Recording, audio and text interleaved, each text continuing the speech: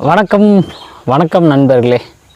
இந்த வீடியோவில் நம்ம எதை பற்றி டிஸ்கஸ் பண்ண போகிறோம்னா கிளிமூக்கு கோழியில் உள்ள ரகங்கள் அதை பற்றி நம்ம டிஸ்கஸ் பண்ண போகிறோம். அதுக்கு முன்னாடி மறக்காமல் நம்ம சேனலை சப்ஸ்கிரைப் பண்ணிடுங்க. சப்ஸ்கிரைப் பண்ணியிருந்தாலும் சில பேர் நோட்டிஃபிகேஷனை பெல் ஐக்கனை ப்ரெஸ் பண்ணாமல் இருந்திருப்பீங்க. அந்த நோட்டிஃபிகேஷன் பெல் ஐக்கனை ப்ரெஸ் பண்ணிக்கோங்க.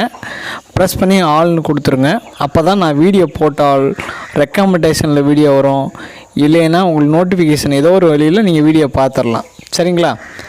ஓகே நண்பர்களே, இப்போ வீடியோக்குள்ளே போகலாம். இப்போ கிளிமூக்கு கோழி உள்ள ரகங்கள் அப்படின்னு சொல்லி பார்த்தா சிம்பிளாக 2 ரகத்தில் பிரிப்பாங்க நம்ம ஊரை பொறுத்தளவுக்கு. ஒன்று தமிழ்நாட்டு கிளிமூக்கு ரகம் ஒன்று, இன்னொன்று பார்த்தோன்னா ஆந்திரா கிளிமூக்கு ரகம் அப்படின்னு 2 பிரிப்பாங்க. பேசிக்காக 2, அதுக்குள்ளே தமிழ்நாட்டு லைனேஜுக்குள்ளே நிறையா இருக்குது. ஓகே, இப்போ ஃபஸ்ட்டு தமிழ்நாடுக்கும் ஆந்திராவுக்கும் டிஃப்ரென்ஸ் என்னென்னு புரிஞ்சுக்கணும். தமிழ்நாட்டு லைனேஜ் சேவல் பெருவட்டு அதிகமாக இருக்கும், வால் எண்ணிக்கையும் அதிகமாக இருக்கும், வால் லென்த்தும் அதிகமாக இருக்கும். கால் கனம் நல்ல முரட்டு சேவலுக்கு வரக்கூடிய கணம் வரும். பெரிய சேவலுக்கு கால் கணம் அப்படி கட்டைக்கால் வருமோ அந்தமாதிரி கட்டைக்கால் வரும். அப்படியே ஆப்போசிட் ஆந்திரா சேவலுக்கு போங்க. ஆந்திரா சேவலுடைய மூக்கு ரொம்ப கிளிமாக இருக்கும். அடுத்த உடல் அமைப்பு சின்னதாகவும் சிறுவட்டு கோழிகள் மாதிரி இருக்கும். பெருவட்டு வராது. வால் எண்ணிக்கை கம்மி, வால் அமைப்பு கம்மியாக இருக்கும். விசிறிவால்ங்கிற தோரணையே இருக்காது. ஒரு கூட்டுவால் சேவல் மாதிரி தான் இருக்கும். கால் கணம் சன்னமாக விடைக்கி இருக்க மாதிரி இருக்கும். ஓகே, இதை பேசிக்கான டிஃப்ரென்ஸ் நீங்கள் பார்த்துருக்கீங்க. இதுக்கடுத்து தமிழ்நாட்டு லைனேஜுக்குள்ளே என்னென்ன ரகங்கள் இருக்குது அப்படிங்கிறத பற்றி பார்க்க போகிறோம். கிளிமூக்கு விசிறிவால் லைனேஜ் இருக்குது தமிழ்நாட்டு லைனேஜில். அதுக்கடுத்து கட்டமூக்கில் மீட்டர்வால் சேவல்கள் இருக்குது.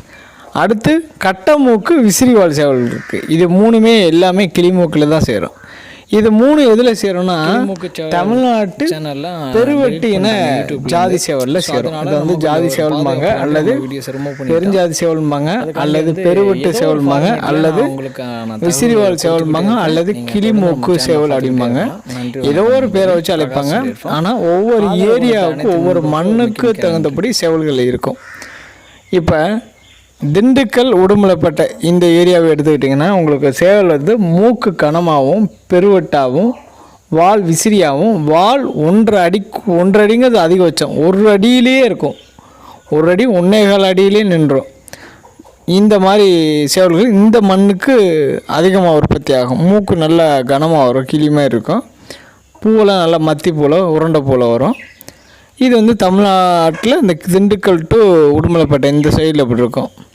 ஓகே, அதுக்கடுத்து சேலம் ஏரியாவுக்கு போயிட்டிங்கன்னா, சேலம் அந்த ஏரியா இருக்குது பார்த்தீங்களா, சேலம் நாமக்கல் அந்த பக்கத்து ஈரோடு, சேலம் தான் மெயின். அந்த ஏரியா சேவல்கள் எப்படி இருக்கும்னா வால் நீண்டு இருக்கும், விசிறிவால் அமைப்பு அதிகமாகவும், வால் லென்த் அதிகமாகவும், பெருவட்டாகவும், பூ உச்சிப்பூ சேவல்கள் அதிகமாகவும் இருக்கும். ஆமாம், உச்சிப்பூன்னு சொல்லுவாங்க, அல்லது குருவிப்பூ அப்படின்னு கூட சொல்லுவாங்க. இந்த சேவல்கள் அந்த பகுதியில் இருக்கும், சேவலத்து ஏரியாவில். அதே இது பார்த்தோன்னா அதே மீட்டர்வால் வரக்கூடிய சேவல்கள் அதிகமாக வேறு எங்கே இருக்கும்னா ஒட்டஞ்சத்திரம், திண்டுக்கல் மாவட்டத்தில் ஒரு பகுதி இருக்குது ஒட்டஞ்சத்திரம் டு விருப்பாச்சி இந்த ஏரியாவுக்குள்ளே, இந்த சரௌண்டிங்ஸ்குள்ளே மீட்டர்வால் சேவல்கள் இருக்கும். அதே மாதிரி அம்பிளிகை, ஒட்டஞ்சத்திரம், அம்பிளிகை, விருப்பாச்சி இந்த ஏரியா சரௌண்டிங்ஸ்க்குள்ளே உங்களுக்கு பார்த்தோன்னா உங்களுக்கு மீட்டர்வால் வரக்கூடிய சேவல்கள் இருக்கும்.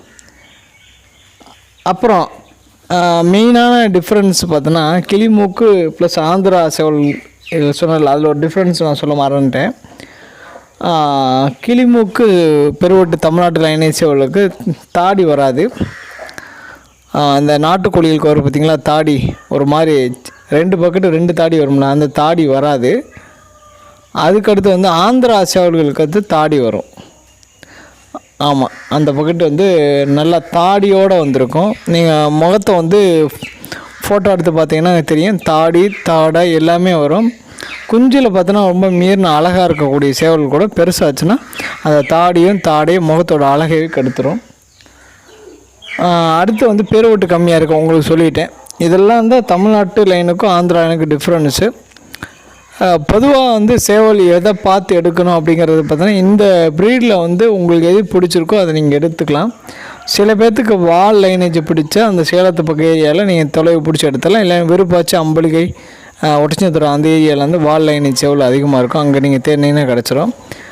மற்ற இடங்களில் கிளிமூக்கு விசிறிவால் பெருவட்டில் நீங்கள் தொலைவு எடுத்துக்கலாம். மற்ற எல்லா இடத்துலையும் இந்த மாதிரி தான் கிடைக்குது. ஒவ்வொரு மாவட்டத்துடைய மண்ணுக்கு தகுந்தபடி இந்த சேவலுடைய வளர்ச்சிகள் உருவமைப்பு கொஞ்சம் டிஃப்ரென்ஸ் இருக்கும். ஏன்னா அந்த பகுதி மக்கள் எதை லைக் பண்ணி ஃபோக்கஸ் பண்ணி வளர்க்குறாங்களோ அந்த மாதிரி சேவல் தான் இருக்குது.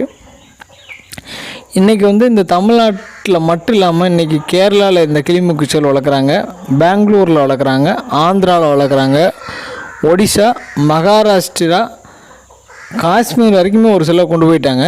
பட் ஆனால் பனிக்கு வந்து அவ்வளோவா செட் ஆகாதுன்னு சொல்கிறாங்க. ஏன்னா நம்ம ஏரியாவில் இருக்கக்கூடிய பனிக்கு இந்த சேவல் வந்து கொஞ்சம் கஷ்டப்பட்டு தான் வளர்க்குற மாதிரி இருக்குது, சளி பிடிக்கும். மீட்டுவால் சேவல்களுக்கு வந்து சளி பிடிக்காது. ஆனால் அது வந்து ப்ரீடு வந்து ஒன்றும் உங்களுக்கு நிறைய குஞ்சுகள் வந்து வராது, அதனால் மீட்ரு வாலில் வராது. மீட்ரு வால் சேவலுக்கு பறிக்கிற குஞ்சுகளுக்கே மீட்ரு வால் கம்மியாக தான் வரும். ஒரு சில குஞ்சுகள் தான் மீட்ரு வாலில் வரும், மற்ற குஞ்சுகளுக்கு கம்மியான வாலில் தான் வரும். அதனாலே அதோடய இனமும் ரொம்ப கம்மியாக இருக்குது. கிளிமூக்குங்கிறது நம்ம ப்ரீடு எடுக்கும் போது குஞ்சிலே நம்ம மூக்கு கண்டுபிடிச்சிடலாம், வால் அமைப்பு கண்டுபிடிச்சிடலாம். அப்படிங்கிறனால கிளிமூக்கு சேவலுக்கு வந்து மீட்ரு வாலோட அதிக வரவேற்பு இருக்குது தமிழ்நாட்டில். இது வந்து வால் வந்து மீறின வாலில் கிளிமூக்கில் அமைஞ்சிக்கிச்சுன்னா அதோட மதிப்பே தனிங்க. நீங்கள் இது வீடியோஸ் தொடர்ந்து பார்த்தீங்கன்னா நான் சொல்கிற விஷயங்கள்லாம் புரிய வரும்.